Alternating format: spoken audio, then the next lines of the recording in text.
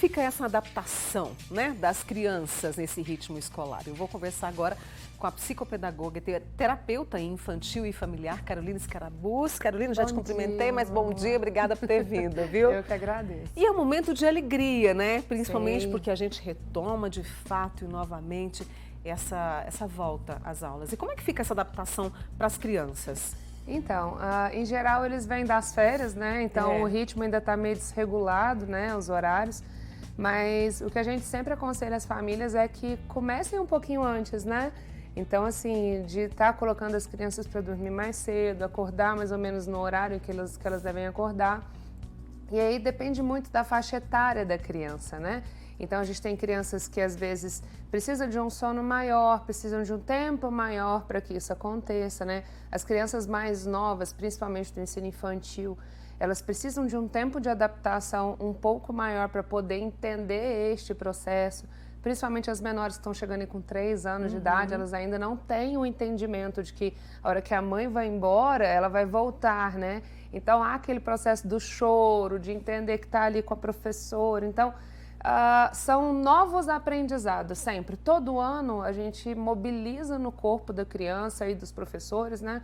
Um novo aprendizado, um novo processo, um novo início. Então, é muito importante que, de fato, isso aconteça de uma forma mais tranquila possível. E aí entra a conversa, que é muito importante, e aí eu quero trazer também as crianças especiais. Como é a adaptação para elas que vão para a escola? Pela primeira vez ou o retorno? A adaptação depende muito, né? Porque assim, a gente tem casos de algumas crianças que já estão acostumadas às vezes com o meio da terapia, né? Mas precisa de um tempo maior. Eles vão precisar de um pouco mais de flexibilidade, por exemplo, as crianças autistas, para entender o movimento da escola, principalmente se for a primeira vez que está indo, né? Às vezes, por uma sensibilidade sensorial, às vezes tem que ficar um tempo menor na escola, ir mais vezes, né? Em geral, para as famílias que eu estou atendendo na clínica, a gente orienta que, tipo, uma semana antes eles já comecem a visitar a escola, né? Para que a criança comece a entender o que é aquele espaço que eu vou entrar, né? Então, assim, existe realmente uma força-tarefa. A escola começa sempre antes, né? Sim. Então, os professores, coordenadores, são, em geral, uma semana, 2 semanas antes, já começando a preparar esse processo de adaptação. E para as crianças, tanto as crianças com autismo, com qualquer outro tipo de transtorno de neurodesenvolvimento, e as crianças que não possuem, no caso, a adaptação ela tem que ser olhada gradual e de caso a caso. Porque existem crianças que realmente são mais apegadas aos pais ou não viveram muito próximo de outras crianças. Então, isso realmente é muito caso a caso, né? Então, a gente tem que mostrar para a criança entender que aquele espaço é um espaço com que ela vai passar durante muito tempo da vida dela, né? E que é um espaço que acolha, né? Principalmente que acolha, que entenda que aquele local é um local onde ela vai aprender, conviver, socializar, né? Então, fazer novos amigos, né? Exatamente. E aí, no caso, né, para todas as crianças, veio o choro, mãe, não quero ir. Como agir nesses casos? Nessa primeira semana, você me falou, isso é muito comum, não é? Na verdade, a gente vê muita mãe e pai chorando na porta também, da escola. Né? Tem vezes que a criança dá as costas e entra e a mãe e o pai caem em prantos, né? Mas por quê? Porque, na verdade, é um movimento familiar. Não é um movimento somente da criança, né?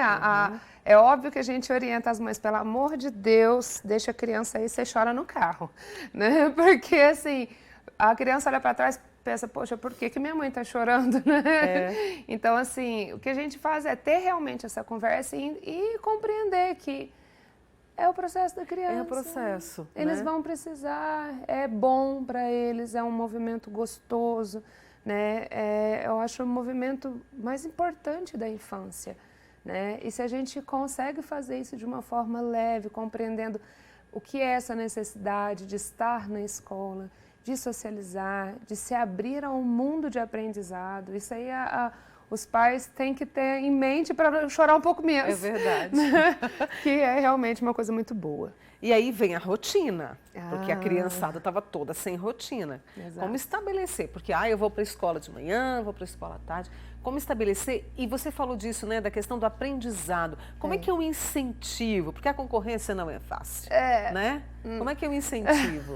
Então, eu vou falar o exemplo até que hoje eu estava até conversando com algumas mães, ontem à noite eu estava conversando, porque eu sou mãe de uma criança com TDAH, eu tenho TDAH, então assim, o sistema lá em casa é meio que quase que um exército com organização, eles falam que as férias eu dou uma aliviada.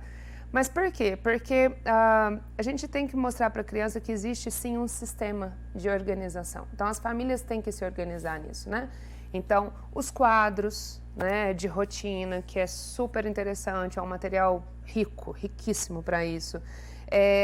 Os pais auxiliarem no processo de organizar a mochila, até que a criança ganhe autonomia para organizar uma mochila, colocar o horário disponível, né?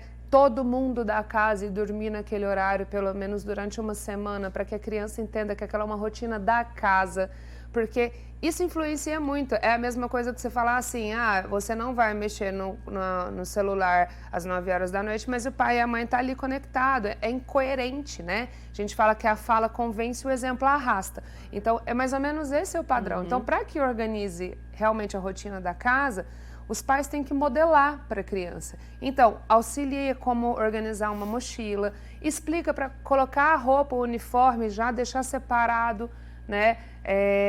Ter um local somente para colocar os livros, os cadernos, nem que seja empilhadinho do lado do outro, para que a criança possa facilitar esse processo de organizar, né? Ter horário para dormir e horário para acordar, isso é super importante, porque não é só uma questão de você, ele tem que ter uma rotina para dormir. Não, ele tem que dormir. Porque não existe aprendizado sem sono, né? Então, assim, essa forma de organizar simplificadamente uma casa traz resultados, assim, extremamente eficientes para um processo de aprendizado de uma criança. Até lá na frente, você foi falando do uniforme, da mochila, dos livros, fui lembrando de Dona Ivone. Dona Ivone fazia assim, fazia desse jeitinho. Eu aprendi dessa forma também. Eu também. Então, acabou que, né, a gente auxilia.